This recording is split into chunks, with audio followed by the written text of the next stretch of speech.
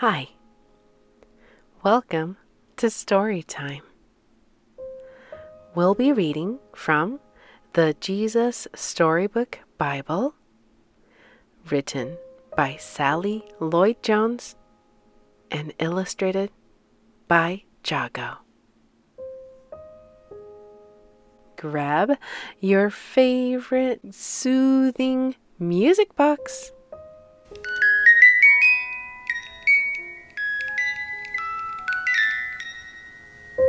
And let's get started.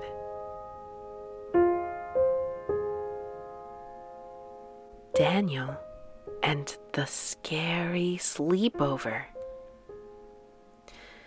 Things were not looking good for God's people.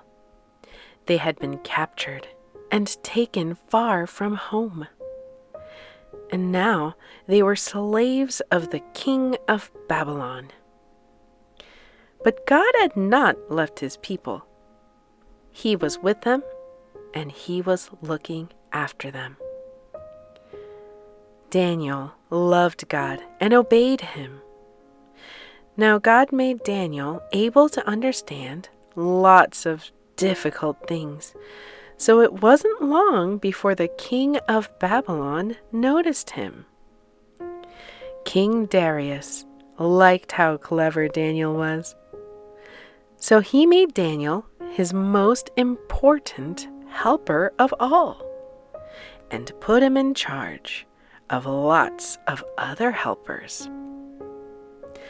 But the other helpers didn't like this. They wanted the king to like them best. They wanted to get rid of Daniel. And so they spied on Daniel.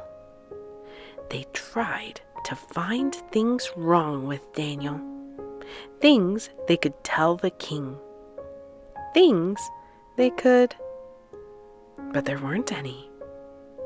None. They couldn't find anything at all. Except there was just the one thing. Every day, 3 times a day, without fail, no matter what, Daniel went to his room, closed the door, and prayed.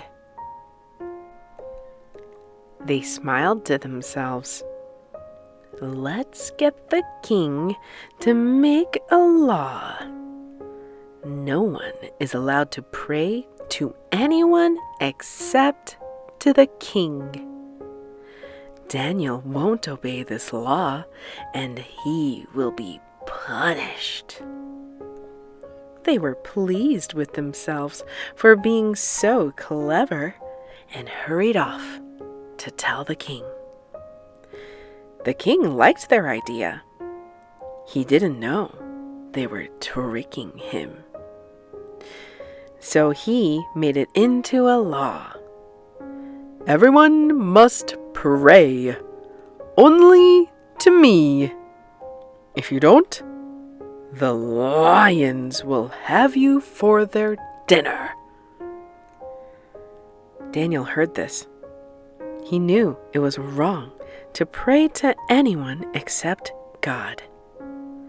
He had to do what God said, whatever it cost him, even if it meant he would die. So Daniel went to his room, closed the door, and prayed.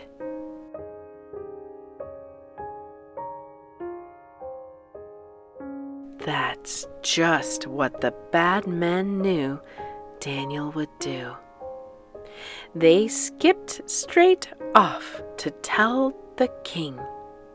Oh, your most glittering highness, your law says, does it not, that everyone must pray to you alone, sire? Yes, said the king. Oh, magisterial brightness, then correct us if we're wrong, but it would seem that Daniel is praying to God, not to you. The king was sad. He had been tricked. He didn't want to hurt Daniel, but he couldn't change his law. And so he let the soldiers throw Daniel to the lions. "May your God, who you love so much, rescue you," the king said.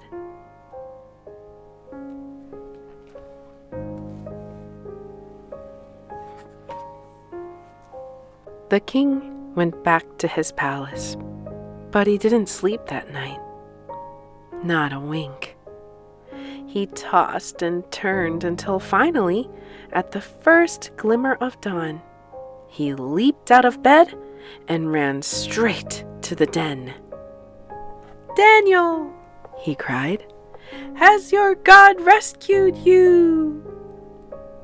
"Yes," Daniel shouted. "God sent an angel to close the lions' mouths." And there, resting his head on Daniel's lap, was the biggest lion, purring like a little kitten. The king brought Daniel out of the den. "Look," he said, "Daniel doesn't even have a scratch." The king made a new law. Daniel's God is the true God, the God who rescues. Pray to him instead. God would keep on rescuing his people, and the time was coming when God would send another brave hero, like Daniel, who would love God and do what God said, whatever it cost him, even if it meant he would die. And together, they would pull off the greatest rescue the world has ever known.